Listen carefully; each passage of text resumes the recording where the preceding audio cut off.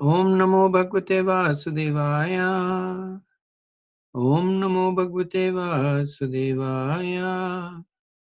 Om Namo Bhagavate Vasudevaya.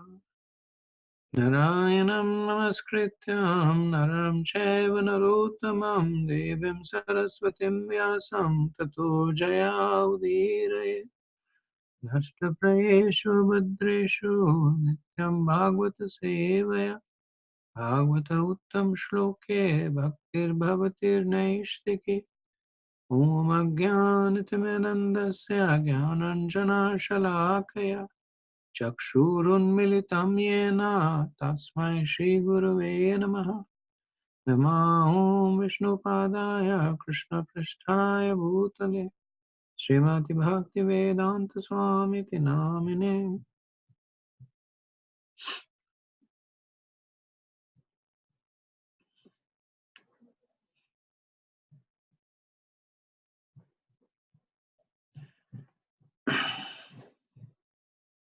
So the 10th chapter is basically dealing with the departure of Krishna from Hastinapur. And in the previous set of verses, we discussed of how Krishna made up his mind to go from Hastinapur to Dwarka, and the reaction of his various devotees when they found out that Krishna was leaving. And the mood is mostly one of, not mostly, universally, one of pain at the prospect of separation. So the previous verse described a series of personalities, and I'll just read the verse for the sake of continuity.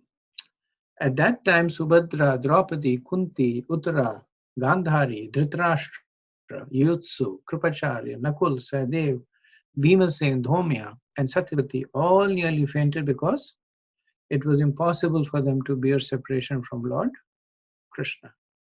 So we'll now do verses 11 and 12, 110, 11 and 12. Satsangan muktadushango hatam na sahate buddha kirtyamanam yasho yasya sakrat akarnya rochanam tasminyasya dhiya partha saheran viram katham darshan sparsha samlapa shayan asana bhojanaha.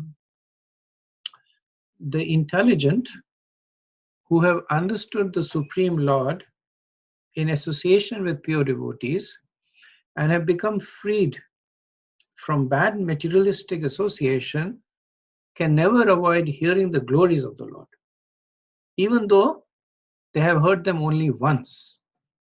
How then could the Pandavas tolerate his separation? For they had been intimately associated with him in person, seeing him face to face, touching him, conversing with him, and sleeping, sitting, and dining with him.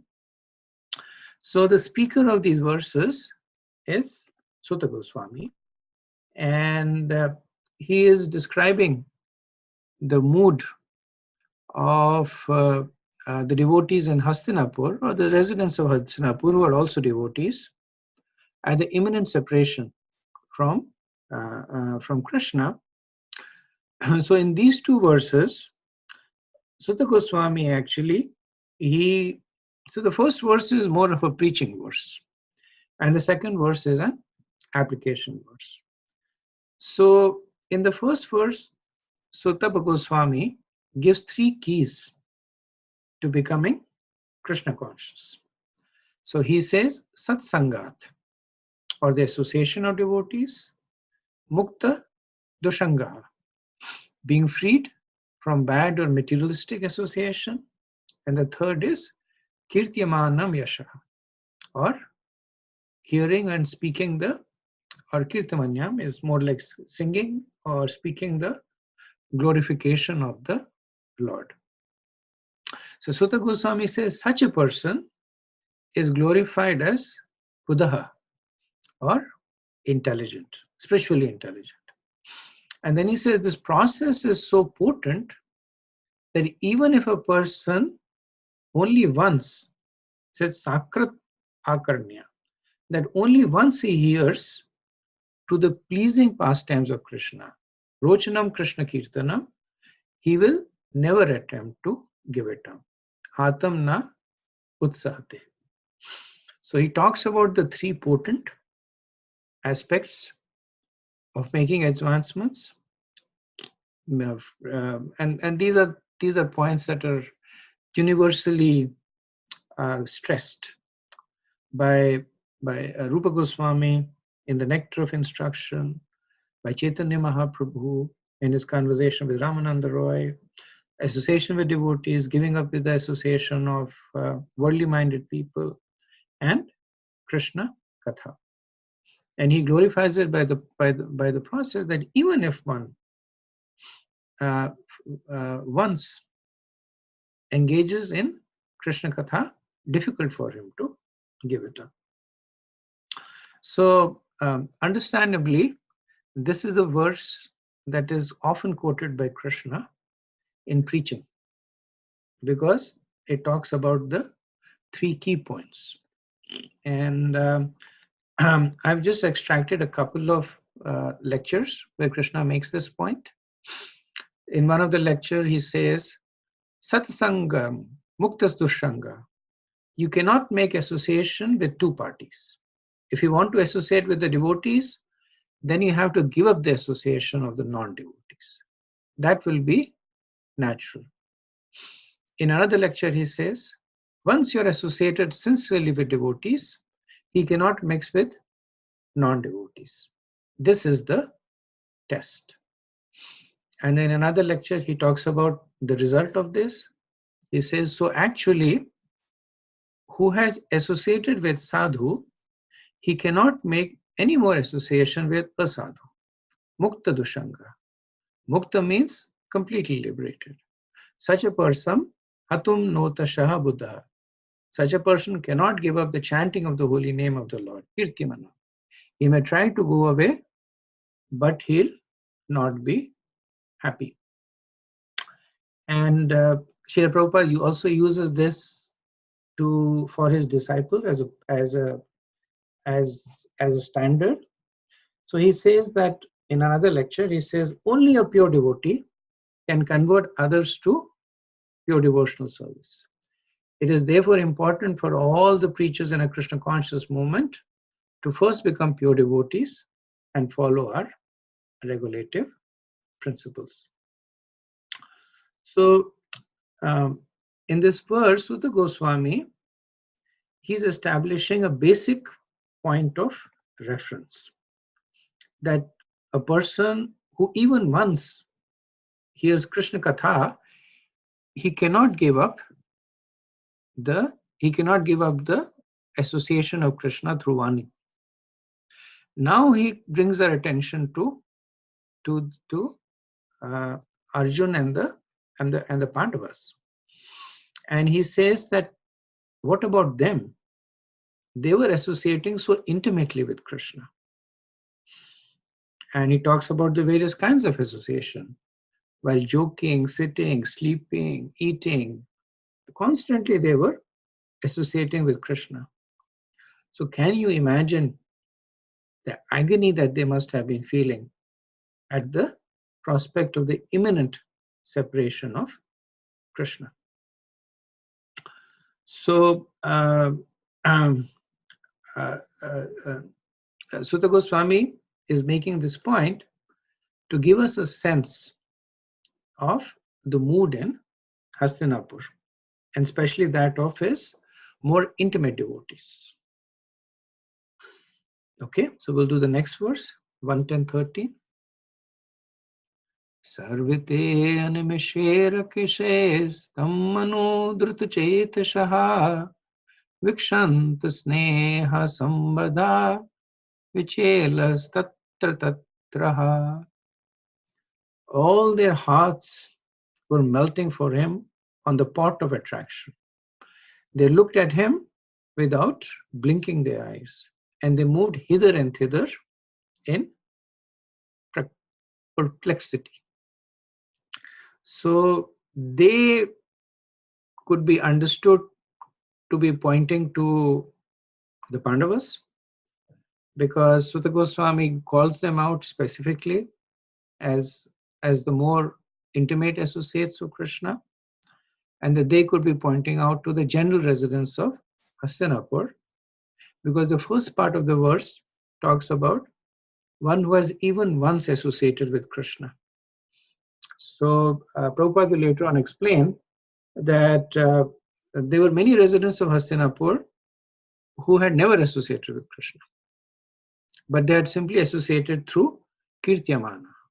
They had simply associated through hearing his glories or heard talks about him. But the verse explains that the nature of Krishna is even that gives asakti, even that gives strong attraction. So in that context, they could also mean everybody in Hastinapur. And we understand it could well be everybody in Hastinapur. Why? Because in 2 verses ago, when Sutta Goswami was talking about who is feeling the agony of separation, so he was talking about everybody from his intimate devotees like the Pandavas to even Dhritarashtra. So covering almost the entire spectrum. So we can understand that almost everybody was feeling this agony of separation. And in the commentary to this verse, Vishwanath Chakravarti Thakur says that the sequence of the activities are that they first looked at Krishna with unblinking eyes. After looking, their hearts melted. And then they became filled with affection. Then they followed Krishna wherever he went. In the purport, Krishna says, Srila Prabhupada says, Krishna is naturally attractive for all living beings because he is the chief eternal amongst all eternals. He alone is the maintainer of the many eternals. This is stated in Katha Upanishad, and thus one can obtain permanent peace and prosperity by the revival of one's eternal relationship with him. Now, forgotten under the spell of Maya, the illusory energy of the Lord. So, does anybody know which verse? Srila Prabhupada, he does not call out the verse, but does anybody know which verse, the famous verse? Which verse Prabhupada is referring to? Nityo Nityanam Chetanas Chetanam. Thank you. Yes, so this is in Katha Upanishad 2.2.13. Nitya Nityanams Chetanas Chetananams Eko Bahunam Yo Vidati Kama. And actually the verse has 2 more lines that Prabhupada generally does not speak. Tamas matan yanupashati dhirastesam shanti shashvane netrasham. So in this purport he calls it out. The purport has a full translation. Generally Prabhupada was very fond of this verse. He often quoted the first 2 lines. Nitya Nityanam Chetnas Chetananam Eko Bahunam Yo Vidati Kama. But the last 2 lines he calls out in this purport, and the translation is that only the intelligent who see him seated within themselves can attain eternal peace. The others do not. Tamas matani anupashyanti. Okay, so we'll do the next verse, 110:14.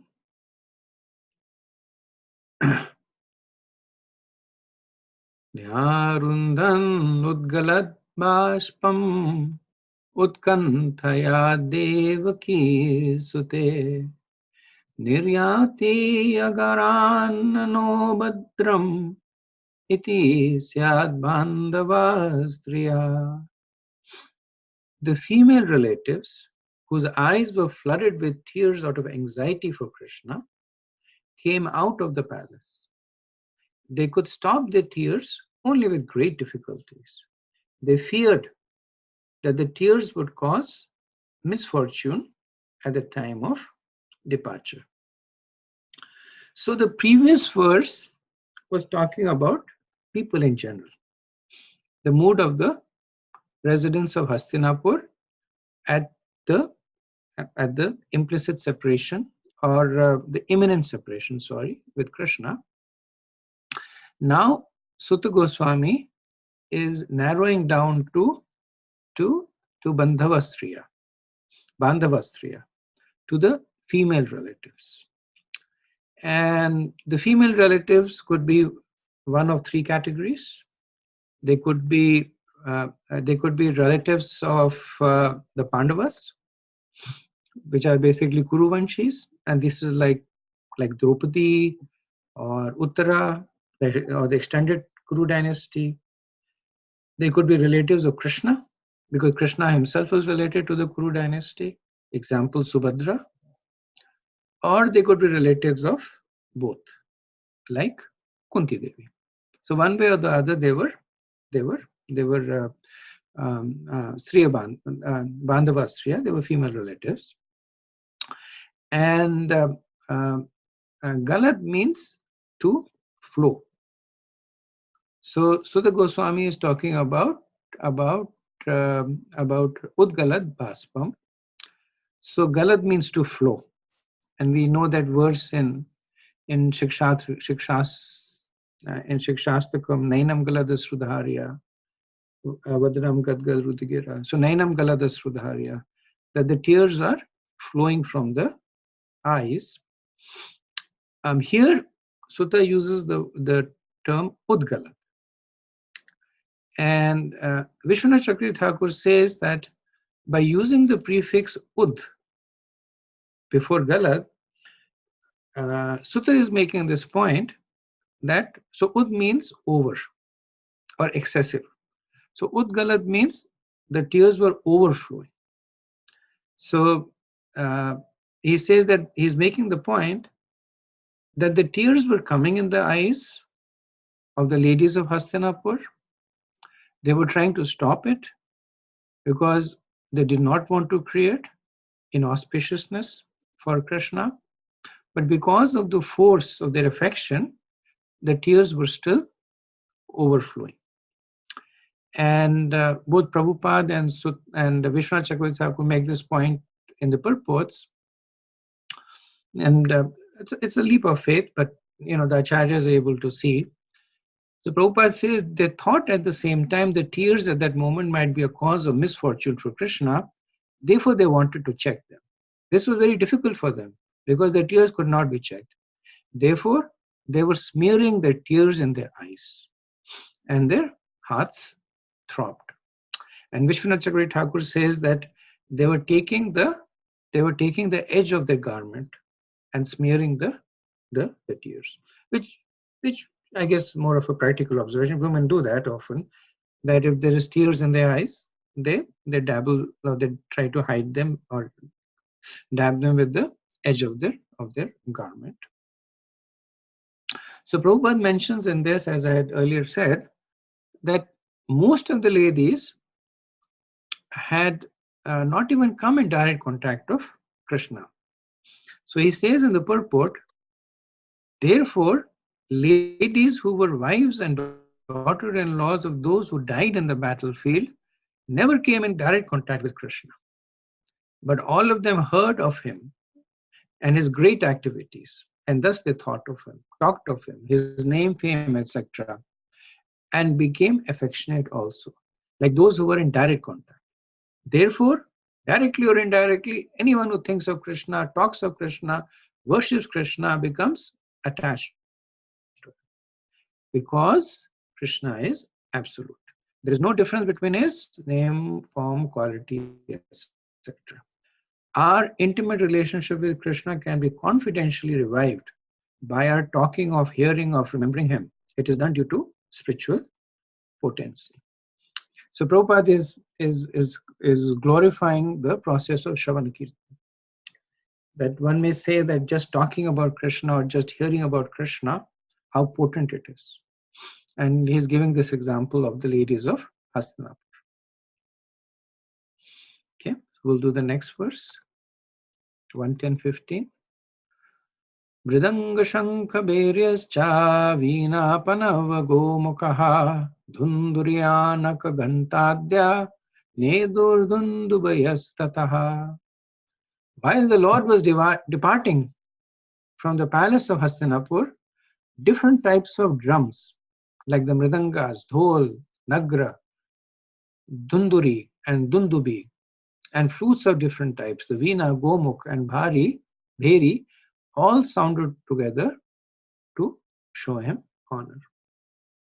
So it is customary to play music on special occasions to welcome and to also to mark the departure of an honored guest. And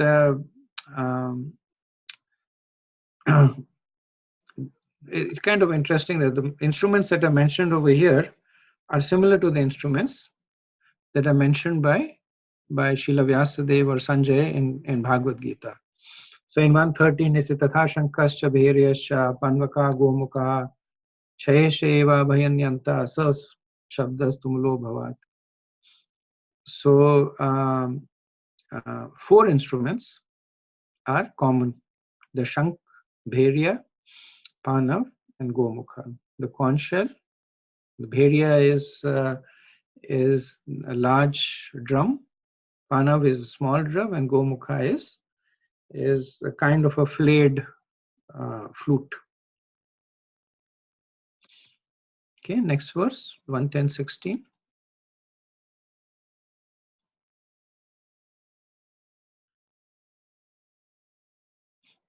Prashad Shikhar Arudaha Kurunarya Didrikshya Vavrushu Kushamaha Krishnam Prema Vriddha Smitekshanaha. Out of loving desire to see the Lord, the royal ladies of the Kurus got up to the top of the palace, and smiling with affection and shyness, they showered flowers upon the Lord. So Sutta Goswami is setting the stage for the prayers of the ladies of Hastinapur to be said.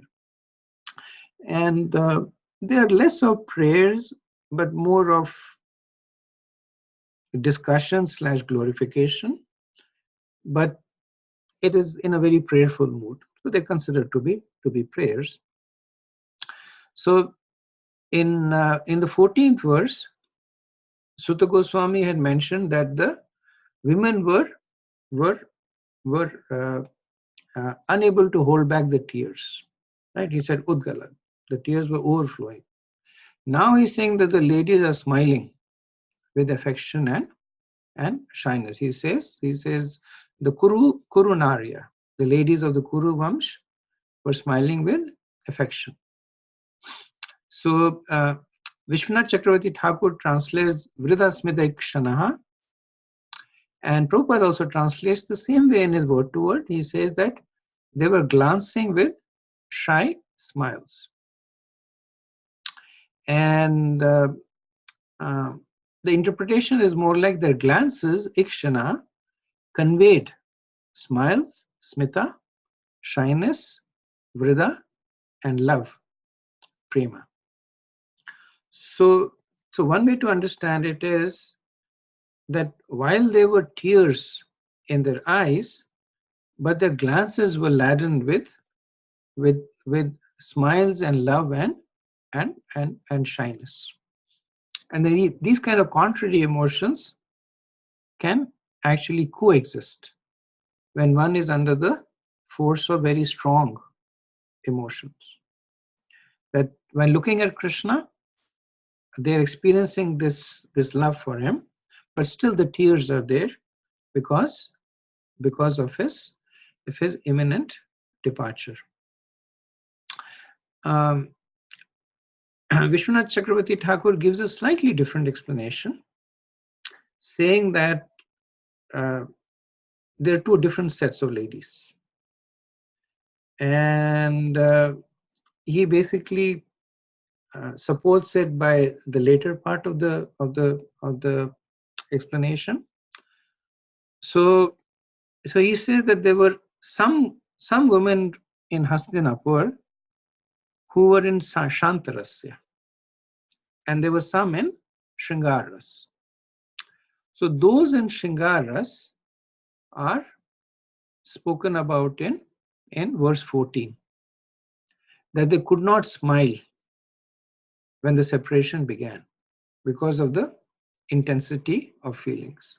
Their eyes were filled with tears, and they looked upon Krishna with love and shyness.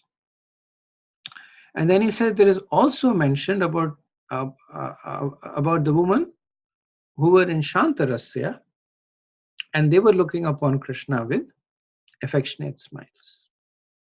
So the two set of emotions are attributed to two categories of women with different moods. So Prabhupada in the purport, and Prabhupada often does that he will also use these verses as preaching points. So in the purport, he speaks very strongly about this quality of shyness in women. So he says, this shyness is a gift of nature to the fair sex, and it enhances their beauty and prestige.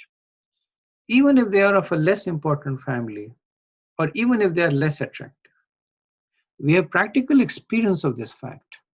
A sweeper woman commanded the respect of many respectable gentlemen simply by manifesting a lady's shyness. Half-naked ladies in the street do not command any respect, but a shy sweeper's wife commands respect from all. And if you remember, this is the second time Prabhupada is making a similar point. In the previous chapter, in the 9th chapter, 27th verse, when Bhishma was talking about the duties of a woman, then Prabhupada mentions that since they are more powerful than men, important for them to be careful with their power. Shyness and chastity are principal characteristics of women. So Prabhupada also uses this verse to illustrate another point that we see in ISKCON that was established by Prabhupada and has been questioned. I know sometimes when we go to interfaiths, people who have come to our temples and they've observed like our Sunday feast, Kirtan, so they say that why do men and women are separated? And some of them ask that if you don't believe in the bodily conception, then why are you so strongly anchored in the bodily conception? And Prabhupada makes this point about this separation, this quality of shyness and the separation of men and women. So he says this custom was observed even during the days of Mahabharata, that is more than 5,000 years ago. It is only the less intelligent persons not well versed in the history of the world who say that the observance of the separation of female from male is an introduction of the Mohammedan period in India. This incident from the Mahabharata period proves definitely that the ladies of the palace observed strict parda, restricted association with men, and instead of coming down in the open air, where Lord Krishna and others were assembled, the ladies of the palace went up to the top of the palace, from where they paid their respects to Lord Krishna by showers of flowers. So one may question that why is there this prohibition? What is the harm that if men appreciate the beauty of women? And sometimes it says that if a woman is a devotee, then you're appreciating another devotee. And Prabhupada's later part of the purport answers that question. So he says, the dead body has no beauty because no one will accept the dead body of a so-called beautiful woman.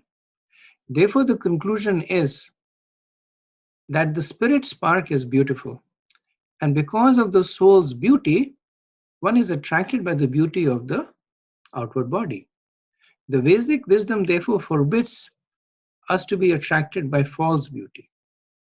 But because we are now in the darkness of ignorance, the Vedic civilization allows very restricted mixing of woman and man.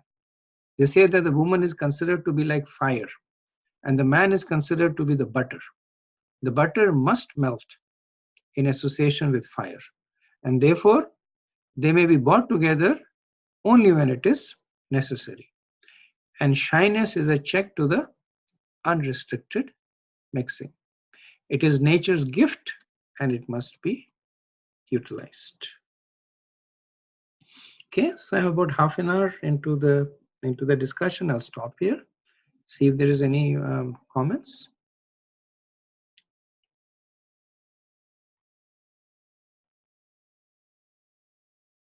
One question. You just mentioned that because the beauty of the soul reflects through body.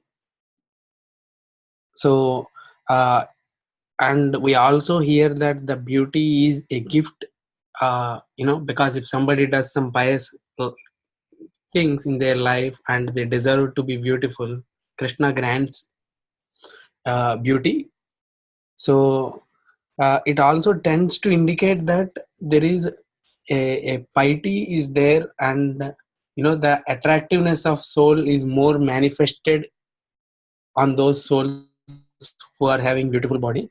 But we also see that although externally they may be beautiful, but we see that their heart is not really that clean. So both look a bit contradictory, because even though they are beautiful, their thoughts or desires may not be beautiful. How these two things can coexist?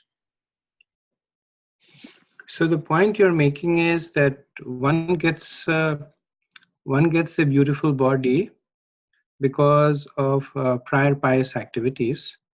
So based on the prior pious activities, one's thought should also be pure. Right. So I think there are two points that one can make over here. One is that to a great extent, our thoughts are dictated by a free will. So we can uh, um, uh, we can be established in a certain mood, but still our thoughts are basically manifestation of whatever we desire. Otherwise, the process would become something else. If you say that the modes will continue to restrict your free will, then the process becomes something else. In fact, the higher you go in the modes, the lesser it restricts your free will. So one in the mode of ignorance, the free will is more restricted. The case in point being plants, which are in the mode of ignorance, have very limited free will as compared to Brahma, who has much more free will. And the second aspect also is that one gets what one desires. So it's not necessary that everybody who has a beautiful body is pious from previous lives, and vice versa. That if one who is ugly, you look at the person and say that like you were sinful in your previous life. Right? So a lot of it is also what the person desires. We have so many acharyas, and they were not necessarily, they were effulgent, they were attractive because of the spiritual quality, but they were not necessarily the most. Ashtavakra is an example of that. So it's also a result of what you desire.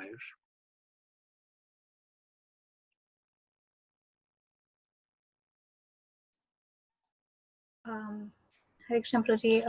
Praji, one question on the verse, I think number 12, which was talking about association.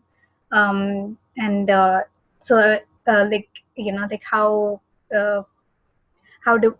it's difficult to basically, even after one association, like it's difficult to like forget that about that association, and they always come back. So is the the potency of that association is definitely not because of the of how we hear, right? I mean, it is the speaker's potency that's basically that makes an impact, right? Just The speaker and the subject matter.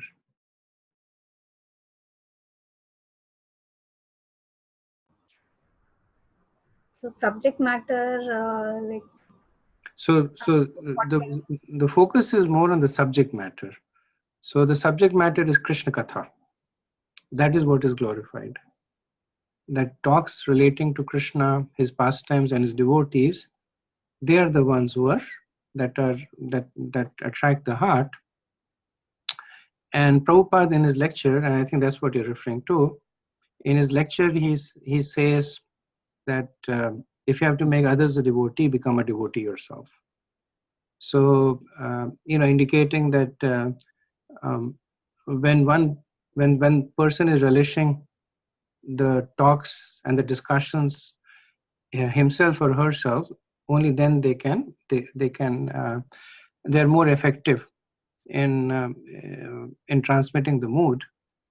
So the two are important, the speaker and the subject matter, and the subject matter is actually more important.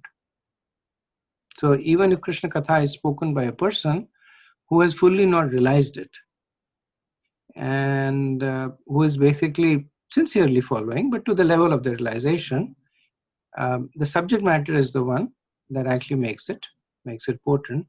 Prabhupada speaks about it with humility. He talks about himself, and he says it more for our benefit. But he says that in one of the purport of the verses, he says that that my imperfect attempts to convey this message, I hope is received well, because the real glory lies. I'm paraphrasing here, because the real glory lies in the subject matter that I'm talking.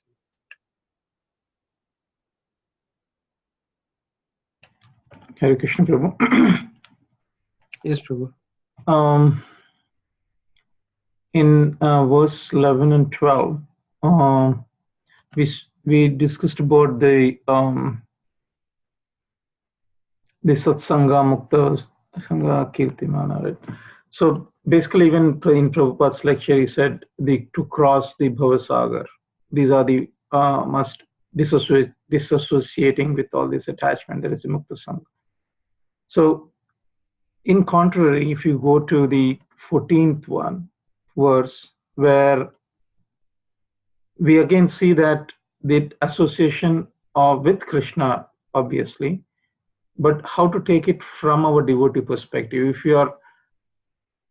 your goal is to cross this Bhavasagar, right? And you're getting and also at the same point, Prabhupada says it is like you need to have satsanga, that is a key. And when you have that association, it's not only devotee association with the material things, it's like really Bhagavad association, right?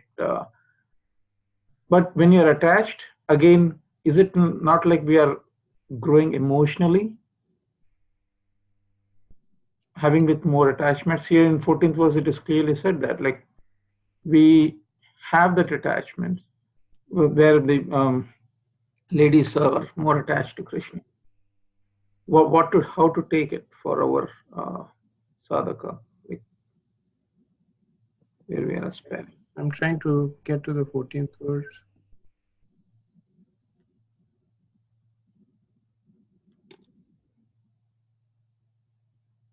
So the 14th verse, Prabhu is talking about attachment to Krishna, right? So that is the good kind of attachment, right? Okay. So that comes under the category of satsanga. Yeah, that is definitely satsanga. But are we not to cross this Bhavasagar? Krishna's attachment is good, but at the same time, we are in that route, we will be associating, we will be attached unknowingly, knowingly to various things. So how do you reconcile this? That's what my question is.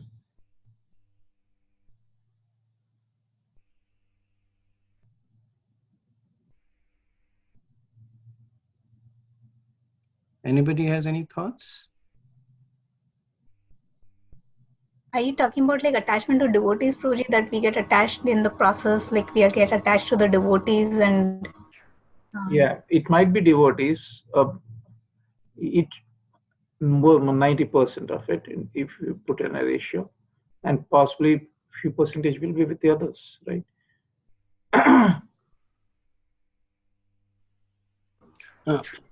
So attachment with devotee is a good thing, right? Attachment with the devotees is good thing, but at the same point, is it not like with the 11th verse saying that we need to cross this Bhavsagar, right? When you're attached, is it like we are connected eternally with that attachment? Is that what we need to digest? That part is a little mystical, difficult to answer, but yes, if you're attached to devotees, what does that attachment give you? Like if you're attached to a devotee and you talk to them, it's Krishna Katha. Devotee is one who gives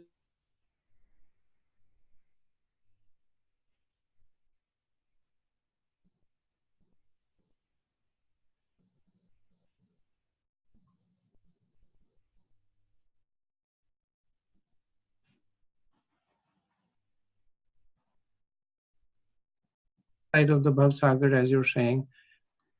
It's a little mystical. Prabhupada would give different answers. He would say that, one point he said there is an ISKCON in the spiritual world also. So we will all be doing kirtan over there. The point he was making is that the devotees that you're associating with, once they were devotees who were quarreling amongst one another. Mhm. And Prabhupada said that you better learn to live together because you'll be living together for eternity. So that gives them a whole different perspective on quarreling with one another. So Actually, in a lighter note, even we need to address our own partners, whether it is wife or husband, as a devotee. So we are at the same point. If we are attached, that's you see the point, right? yeah, it's the same principle. If you're attached to them because of them being devotees, then that attachment will definitely carry you forward. And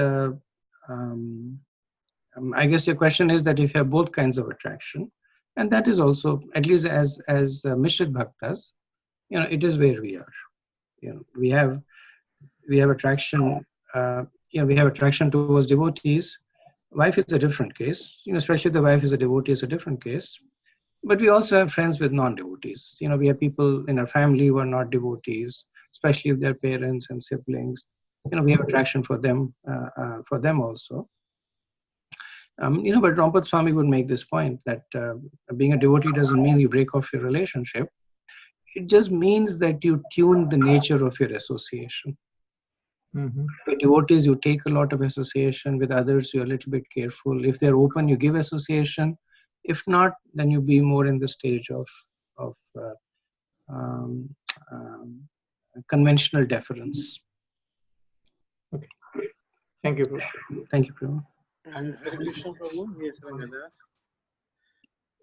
I think Rupa Goswami in Nectar of Instruction, verse 2 and 3, and then 6, it covers this a bit, the same thing, Sangatyago, he repeated it, and then he said devotee association, and then Correct. in the other verse, he spoke about the 6 loving exchanges. Correct. Similar about that. Correct. Yes. Thank you, Prabhu. Prabhu, one more thought in that line, Prabhu, like the Prem Krishna Prabhuji is giving. So even I was feeling sometimes when a devotee is having affection or relation for a non-devotee just because he happened to be his blood relative, like Kunti Devi is affectionate to Karna, although Karna is not a devotee, but because of her affection to him, like even he was benefited and he got a chance to die before Krishna. And sometimes we are devotees, like I mean to say, if we are devotee and our parents or our relatives, they like you not because you are devotee, but because you are their son or relative. But still, when they try to help us when we are in some problem or something, it still pleases Krishna, and they will also be benefited. So of course I am not trying to say that blindly attached to our family. Yes, Prabhu. Thank you. That's a good point. That you also give them an opportunity to make spiritual advancements, because if you're favorable to them and they reciprocate by being favorable to you, then Krishna becomes pleased when he sees somebody being favorable to his devotees.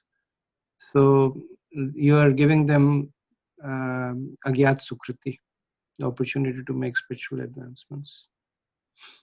Thank you. So we will, if there is no more questions, we'll continue.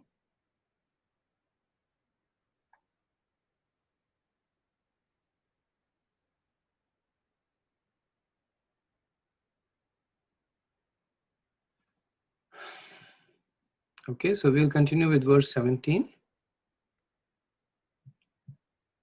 Sitatapat, different meter. Sitatapatram jagraha muktadama vibhushitam ratnadandam gudakeshaha priya priyatmasyaha.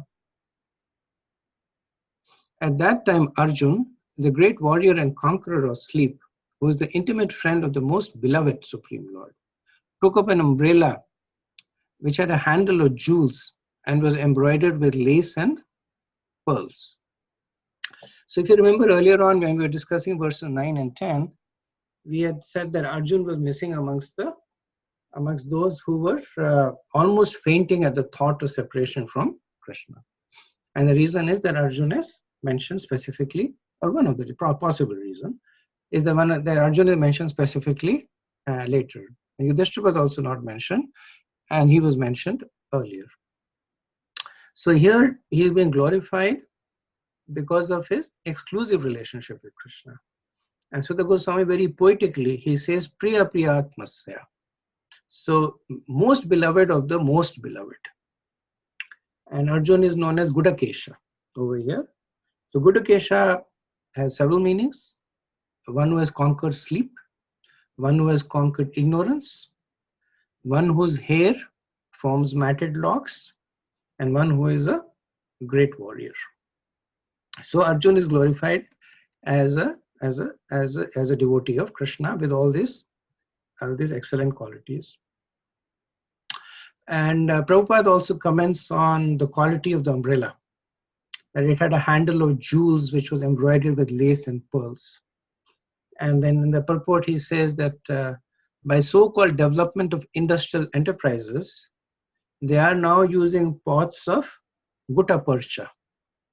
So gutta percha was a term that I was not familiar with, and it was a term probably prevalent during Prabhupada's time. I looked it up, and it actually means laminated plastic. So using pots of gutta percha instead of metals like gold, silver, brass, and copper. They are using margarine instead of purified butter. And I'm not sure if Prabhupada is referring to a pastime that happened. And so probably not, because Prabhupada wrote this purports a lot before he came to the US. But there was Malati Mataji shares this pastime that when he was in San Francisco, I believe, and was performing a marriage ceremony for Malati Mataji. So he was doing the yagya. And so he asked Malati Mataji to come with like a pot of butter. And those days there was no money in the temple. So when Malati Mataji had, they had very little money on themselves. So she thought that instead of butter, we can get margarine. So instead of a pot of butter, she got a pot of margarine. So when Prabhupada was doing the yagya, and then he started taking the margarine and putting it into the yagya fire, and of course the fire got the fire became all smoke. And then Prabhupada had no experience with margarine before that. So direct experience. From this translation, it looks like he had some understanding. So and then Prabhupada, Malti Mataji's Prabhupada's eyes became like big and round. And then he stopped the yagya. And then he, under his breath, he says, this marriage will have a lot of problems. So, so Malti Mataji, was basically indicating some of the earlier pastimes. But here Prabhupada, on a more serious note, is talking about how there was so much opulence in the Vedic times. And we also see here something that we will see later on, which is the attention to details. So one might think that the Bhagavatam is a spiritual discourse. What is the need to describe the handle of the umbrella, that it was entrusted with jewels?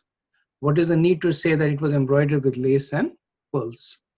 And we'll see that later also, especially we'll see that in the 10th canto, but later on also we'll see that Sutta Goswami and the other speakers, they talk about minute details. That in the Damodar Leela, if you remember, Sutta Goswami is describing Yashoda Mai in so much of details. That her hands are going back and forth, what's happening to the bangles, what's happening to the sweat on her forehead, and what is she thinking about. And this is something known as, so all these were there in the Vedic times, but later on they were formalized. So this is something known as dramatic visualization. And authors do that to basically draw the mind of the reader. So it's an end to a means in itself. Now, in this case, also it's describing the Vedic opulence, but dramatic visualization or image sensory details, these are techniques that are used by authors to emotionally draw the reader into what the person is speaking.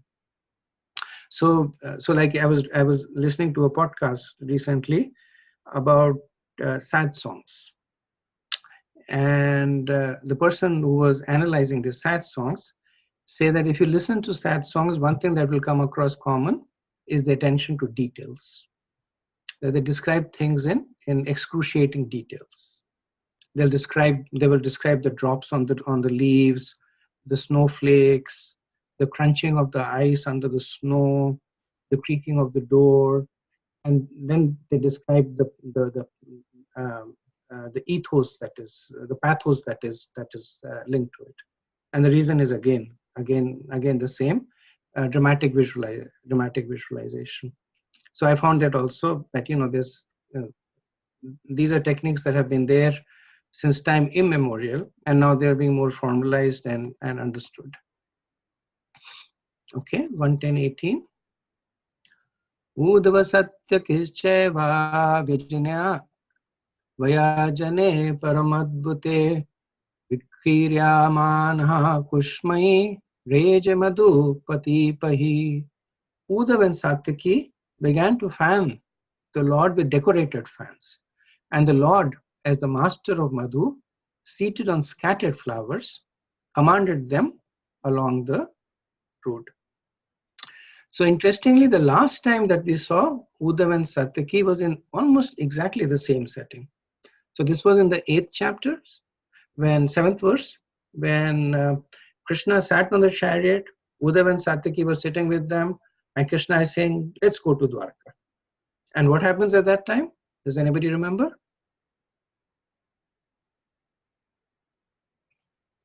8th chapter, just 2 chapters ago. Queen Kunti comes and offers prayers. Close. Somebody comes before Queen Kunti. Uttara. Thank you. Thank you. So this is the exact setting when Uttara comes running towards Krishna. Pai Pai Mahayogin. Please protect me. Please protect me. And Krishna then, of course, then stops, and then he says, "Let's go to Dwarka." And then what happens then? Kunti Devi comes, and Kunti Devi gives her prayers. So Krishna listens to the prayers, and then he says, "Let's go to Dwarka." And then what happens after that? Maharaj Yudhishthir comes, and Maharaj Yudhishthir talks about his dejection, and then Krishna says, "Okay, let's go to Bhishma Dev." There's the prayers of Bhishma Dev. And after that, Krishna actually stays. He stays, it says, for several months in Hastinapur. So this is the fourth time that Krishna is sitting on the chariot and saying, let's go to Dwarka. So Krishna is called Madhupati over here. And one of the meaning of Madhupati is the head of the Madhu dynasty. So one of the descendants of Maharaj Yadu is a great king by the name Madhu, and the sub dynasty under him is called Madhuvamshi, and Krishna appears in the dynasty, so he's called Madhupati. Another reason is because he killed a demon by the name of Madhu, so he's called Madhupati, is one who had dominion on the Madhu demon. He's also called, because of that reason, Madhusudan, who killed the Madhu demon, Madhudvisha, who was envious of the Madhu demon. And Uddhav and Satyaki, of course, you know, they are prominent personalities. Uddhav is kind of famous for a particular reason, that there are two events for which Uddhav is famous in the Bhagavatam.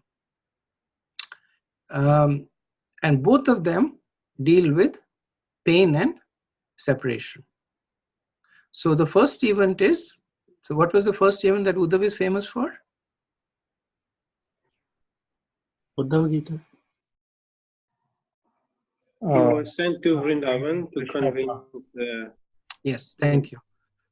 So that is where Uddhav goes to Vrindavan and to pacify the devotee, dealing with pain and separation. Second event that Uddhav is famous for is that after Prabhas Kshetra, Krishna sends Uddhav to give the message to Dwarka that Krishna had left for his eternal abode. Also deals with pain and separation. The difference between the two events is that from the first one he profits, from the second one he loses. So the first one, Krishna leaves the gopis, but comes in the from that point onwards, Uddhav is a constant companion of Krishna. Uddhav is a cousin of Krishna. So Uddhav's father is Devabhag, and Devabhag is the brother of Vasudev. So just like Kunti Devi is his sister, Devabhag is the brother, and Uddhav is the son of Devabhag. Personality-wise, he's completely different from Krishna. Krishna is a warrior, Kshatriya, and Uddhav is a scholar. He studied under Brahaspati, very, very intellectual, but very devoted to Krishna. Second time, Uddhav loses because Krishna leaves him. Uddhav says, take me with you. And Krishna says, no, you have to stay back. So he basically is, at least from the Prakrit perspective, he considers himself is the loser. And also, as somebody mentioned, Uddhav is the recipient of the Uddhav Gita. Okay, so we'll do next verse, 110:19. Ashruyanta shisha shashyas tattara dvijeritaha nanurupascha nirgunasya gunatmanaha. It was being said here and there that the benedictions being paid to Krishna were neither befitting nor unbefitting, because they were all for the Absolute, who is now playing the part of a human being. So this verse can have a long discussion. I'm going to summarize this. Strongly recommend you to read the purport, but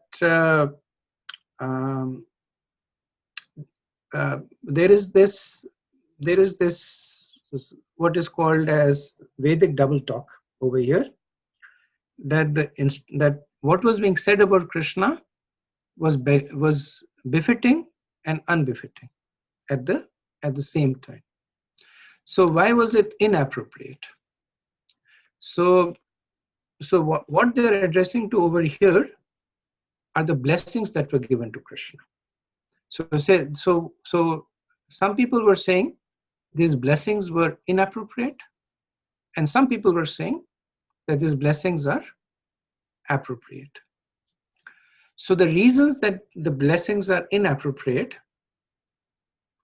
is that generally one blesses somebody if somebody is lacking of something. That may you have a long life. There's a possibility the person may have a short life.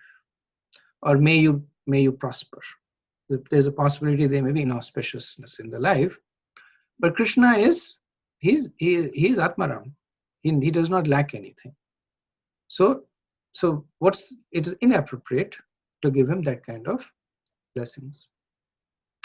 Second reason why it is inappropriate is that the blessings are within the modes. Because what they talk about is the duality. May you be happy, meaning that the person does not want to be unhappy. May you be healthy, meaning that the person is distressed by bad health.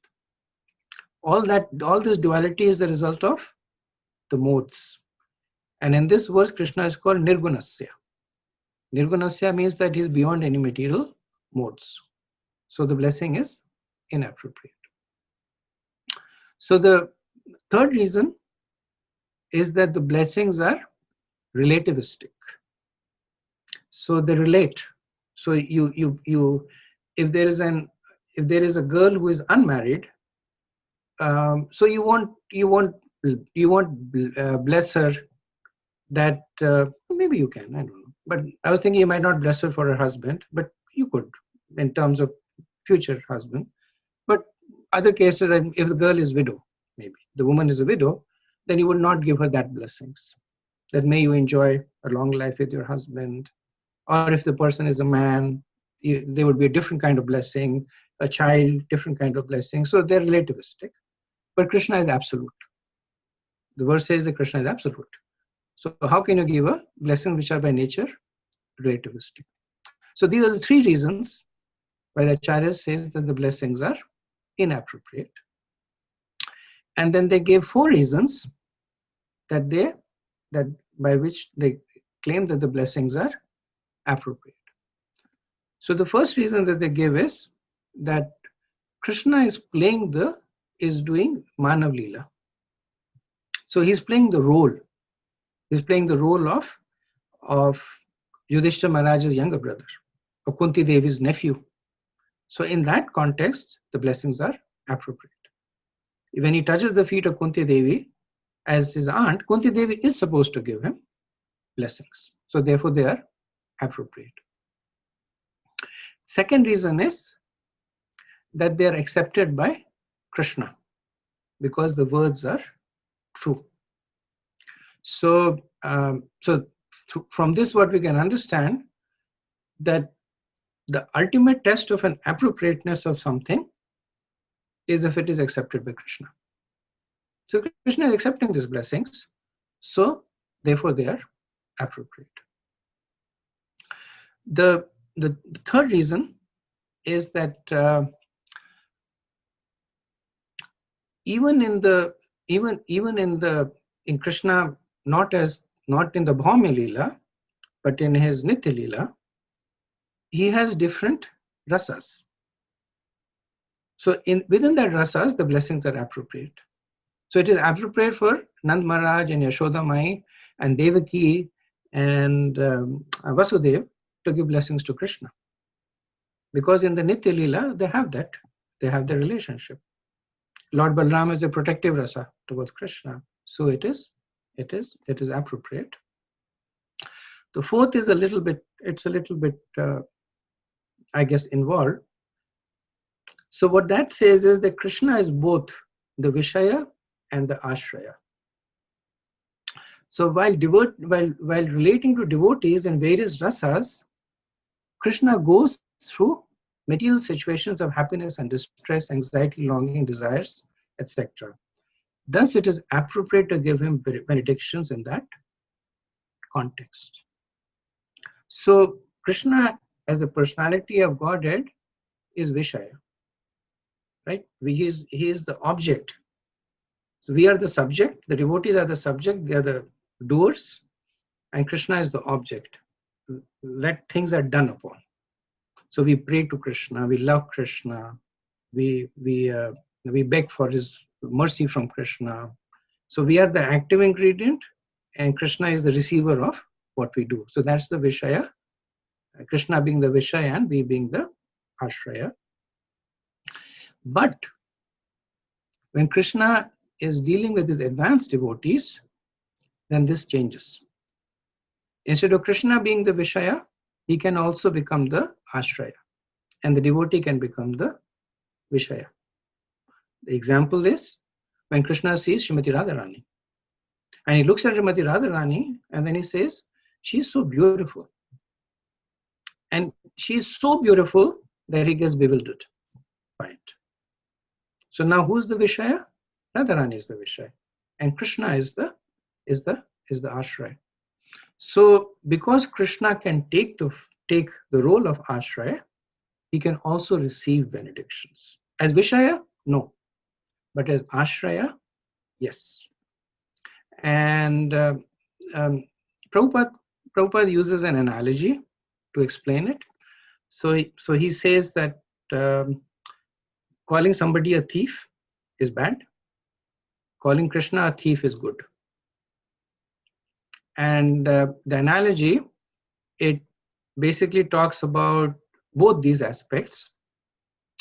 So calling Krishna a thief makes him glorious because it displays his loving pastime with his devotees. So this is Krishna as the Ashraya. The quality of being a thief is glorious when it is applied to Krishna, because his devotees derive great pleasure from it. So when Krishna steals the butter, the gopis are actually very happy. So this is Krishna as the Vishaya. So that is why when you say Krishna is Makhanchor, whether it is the quality being applied to Krishna or the quality of being a thief, in Krishna, they're both glorious. So and I think a side note to this is that this notion of Vishaya and Ashraya, it's very important for us to understand because it actually forms the basis of Chaitanya Charitamrita. And the reasons why Chaitanya Mahaprabhu came, this difference between Vishaya and Ashraya, and it is explained upfront in the Adi Lila, in the 4th chapter, this interplay between Vishaya and Ashraya. But here, for us, it is sufficient to understand that the benedictions being given to Krishna were both. They were both appropriate, and they were both, and as well as inappropriate. Okay, I'll do the next verse, 110:20. Ananyam asit sanjalpa uttam shlok chetasham Kauravendra purastrinam sarvashruti manoharaha. Absorbed in the thought of the transcendental qualities of the Lord, who is sung in select poetry, the ladies on the roof of all the houses of Hastinapur began to talk of him. This talk was more attractive than the hymns of the Vedas.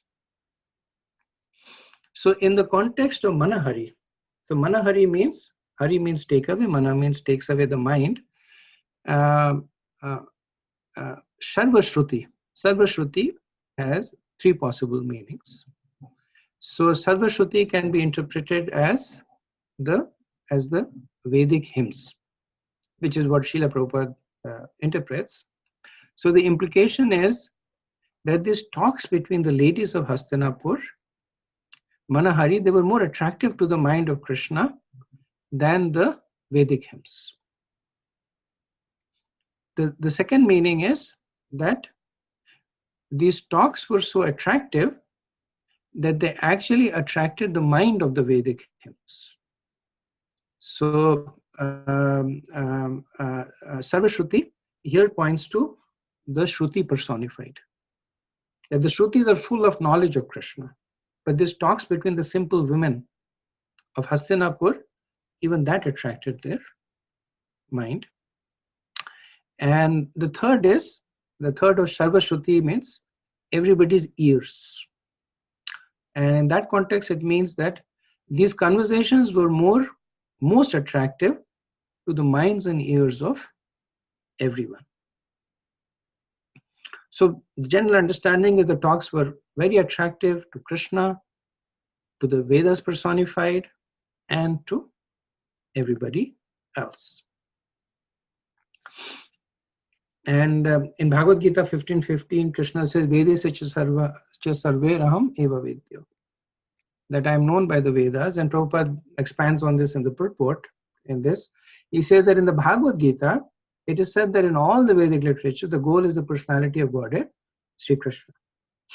So this is Prabhupada quoting this, indirectly quoting this verse, Vedese cha sarvam eva vedyo. And then later on, he says, anything sung in the praise of the Lord is Shruti Mantra. And then he gives the example of Narottam Das Thakur. So Narottam Das Thakur is famous for writing very, very beautiful bhajans for glorifying Mahaprabhu and Krishna. But Narottam Das Thakur was famous for writing in what is considered to be local dialect. And he also wrote in tunes that were, so right now we have like movie songs or disco songs that are very famous. So at that time also there used to be things like that. So Narottam Das Thakur would steal those tunes, but he would write kirtans and bhajans on them. And they would also become very popular because of that. And Prabhupada says that Vishwanath Chakravarti Thakur, who is a great scholar, and mood was very different from Narottam Das Thakur, but he glorifies Narottam Das Thakur. The reason being that what he said was very, very attractive to the ears of everyone, because they were glorification of Krishna. So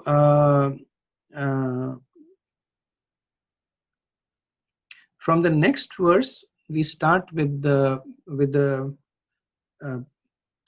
prayers of the ladies of Hastinapur, and they go on for 15 verses, from 21 to 36. So I'll stop here briefly and see if there is any questions or comments, and then figure out what we do. Based on that, we'll figure out what we need to do. Hare Krishna Prabhu, please accept my humble obeisances. I had a question on the previous session. So the question was on the shyness exhibited by the ladies of Hastinapur, the relatives. So I was thinking shyness is mostly a quality of women, but also sometimes we'll see shyness in men, especially when women exhibit shyness, automatically men also become shy to talk to them. So it is a mutual quality is what I understand. And especially when a disciple is in front of his spiritual master, there is that element of shyness and fear combined.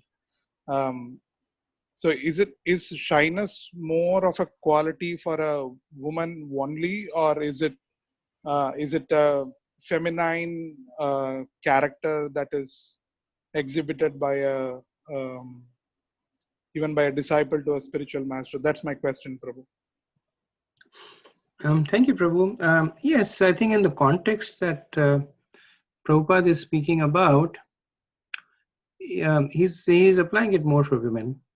I think when you're talking about in the context of men, maybe it is modesty, maybe it is being reserved, maybe deference.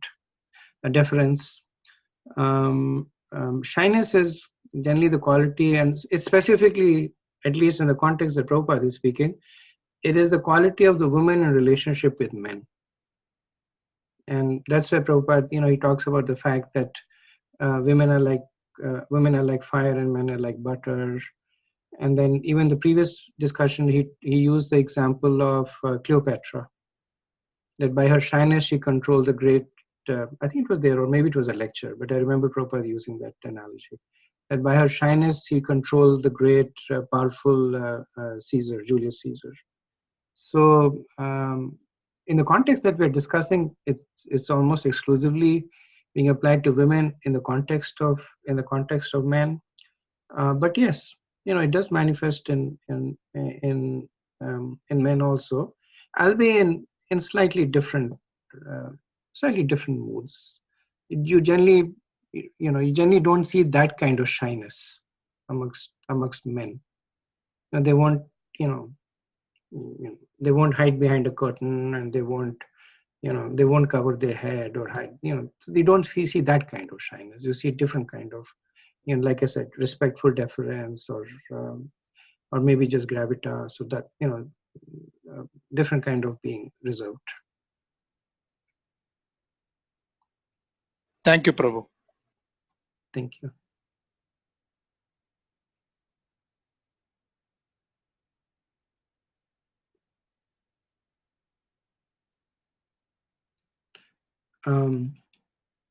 So if it's okay, we can start with the prayers of the ladies of Hastinapur, and then we'll continue upon it. Because I don't think it's something that we can do in a single class, so we'll see how much we'll cover today. So we'll do the first verse of the prayer, 110:21.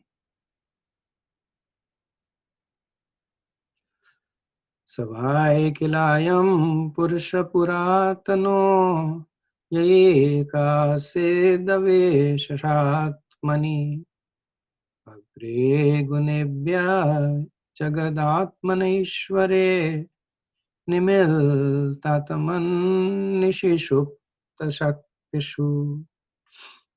They said, here he is, the original personality of Godhead, as we definitely remember him.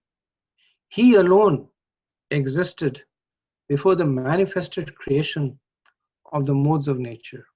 And in him only, because he is the Supreme Lord, all the living beings merge, as if sleeping at night, their energy suspended. So this is the opening verse of the prayer.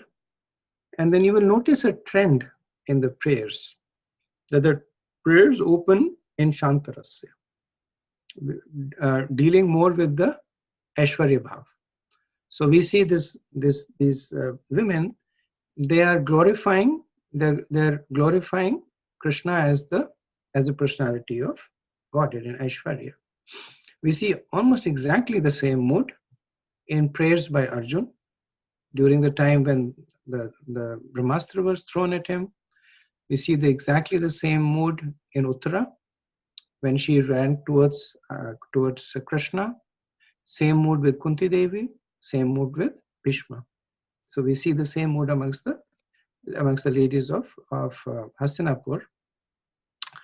So the first thing they want to establish is that Krishna is the personality of Godhead.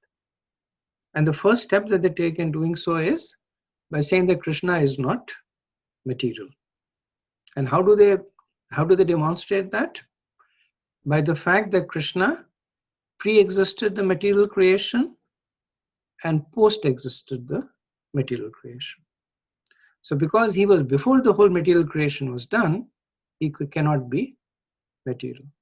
And because he continues to exist after the annihilation, that means he cannot be material. That means Krishna is eternally spiritual. So somebody could now raise their hand and say, but so are the jivas. They are also spiritual. They are not material. And then they say that yes, but there is one difference, that these jivas take shelter of that Krishna. So they say that.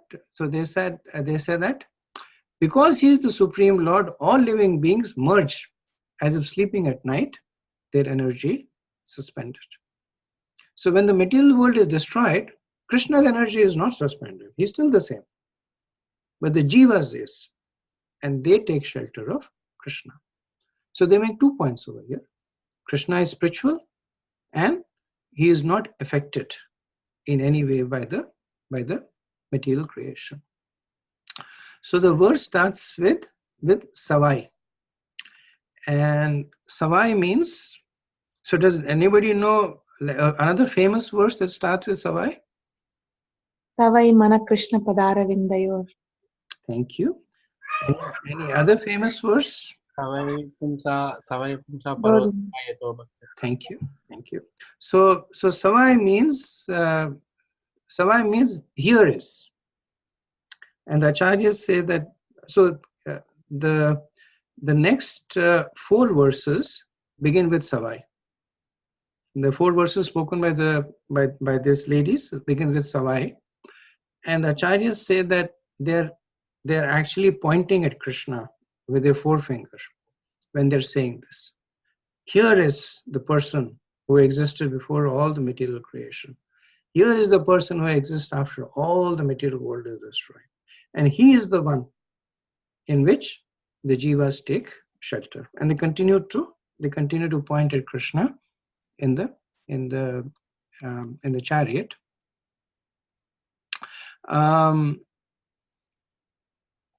So in the verse, they use the word avisheha, which means prior to material manifestation, and it also means incomparable.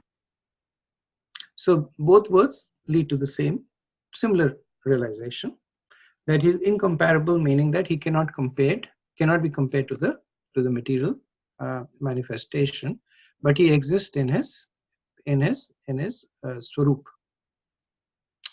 So in the purport of this, Vishwanath Chakravarti Thakur says that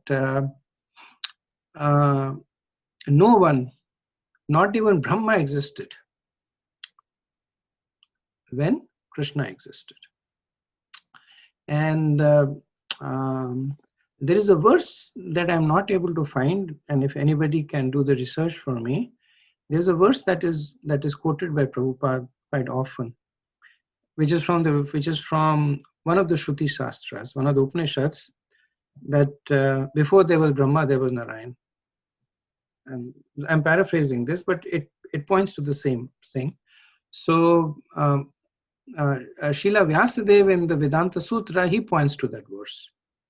And he says, Tat Prag Shrutascha, that the Shrutis declare that he existed before the creation. But I'm not able to find out which verse that is. So it's somewhere in the Veda base.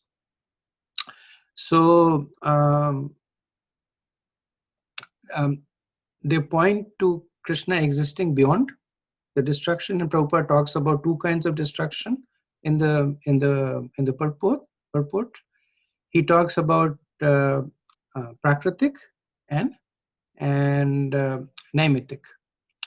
So prakritik is at the end of the day of Brahma, when the jivas enter into Garbhodaksha Vishnu, and naimitic is at the end of the life of Brahma, and I'm sorry, I have it mixed up over here. So at the end of Brahma's day, when he goes to sleep, is naimitic. So that is Brahma's night. That's how I remember. Night is NNN. Night is naimitic. And at the end of Brahma's life is prakritik. So at naimitic, the jivas enter into Garbhodaksha Vishnu. And for prakritik, they enter into the body of Karnodaksha Vishnu, because the universe ceases to exist. But in both cases, the situation is the same. They go into a form of deep sleep, shushuppa. They go into deep sleep. Destructions are discussed in more details in the 12th canto, 4th chapter.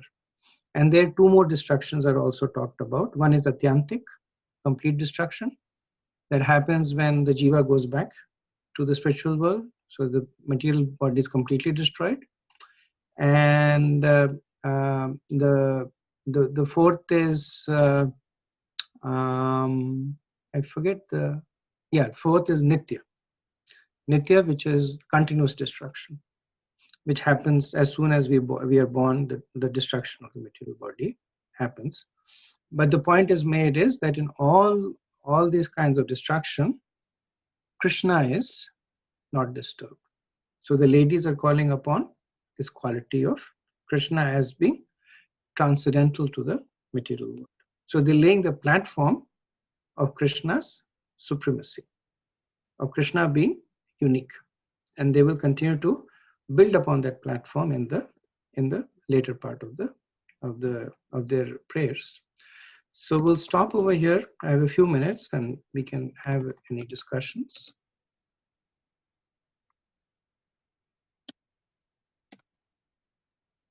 Can you give some kind of a prelude to these prayers? Like, like why exactly are they, why are they saying these prayers, or what is there a reason? So the reason is kind of established in the earlier part of the chapter, that because of the imminent separation with Krishna. So we'll see the prayers in this chapter because of imminent separation from Krishna, and we'll see the prayers in the next chapter because of the imminent meeting with Krishna from the ladies in Dwarka. These prayers are a little bit more, even though they are just 15 verses, but they're a little bit more absorbed. But there also we'll see they're not really the ladies of Dwarka, they're the residents of Dwarka. But just to reflect on the mood of devotees who are anticipating separation or anticipating meeting with the Lord. Thank you.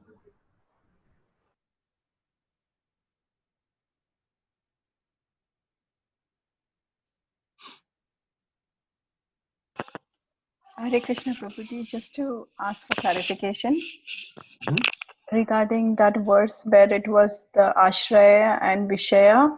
Was it because all of them are pure devotees of the Lord that, the Lord could receive all those, like the blessings and everything? He was receiving everything because they were all pure devotees of the Lord.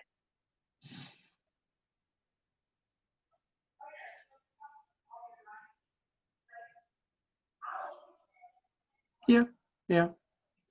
Because if you follow the line of reasoning, that for everybody, Krishna is the Vishaya.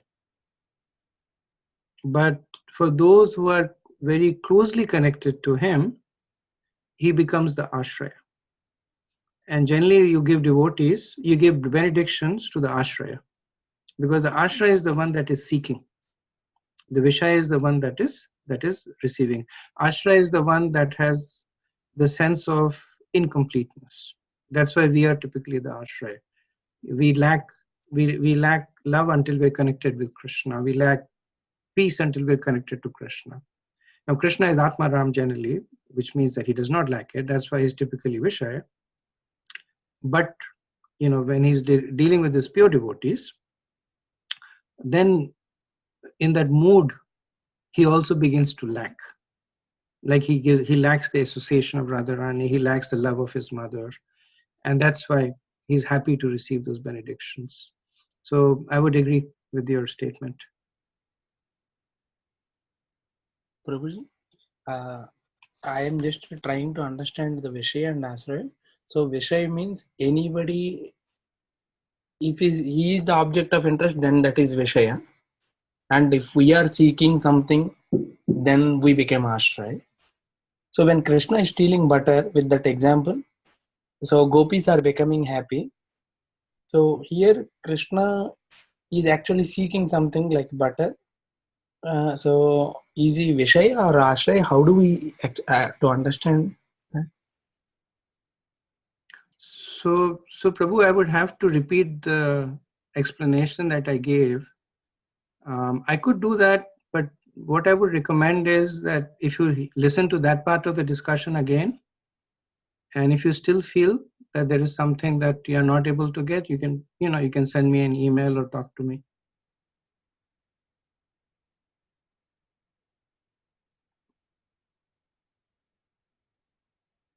Okay, so if you have nothing more, we are a little over time. Apologize for that. So we'll end over here. Vancha kalpata rubhayaschet kripa sindhubhya eva cha patitanam pavanebhyo vaishnavebhyo namo namaha. Anant Koti Vaishnav Vrind ki jai, Srila Prabhupada ki jai, Nithai Gaur Premanande, Hari Hari Bol. Hare Krishna. Thank you, Prabhu.